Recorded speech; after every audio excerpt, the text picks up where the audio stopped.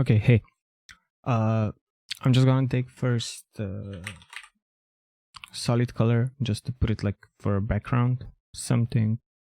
Go to set it to, I don't know, pink, and then go to text and make sure to choose the one with the plus because it's a fusion text like this. We're gonna write effect. And you can use the bars to make it smaller.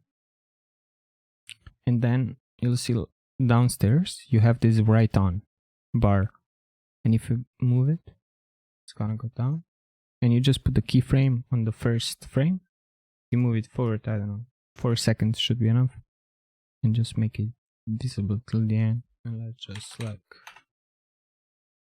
change this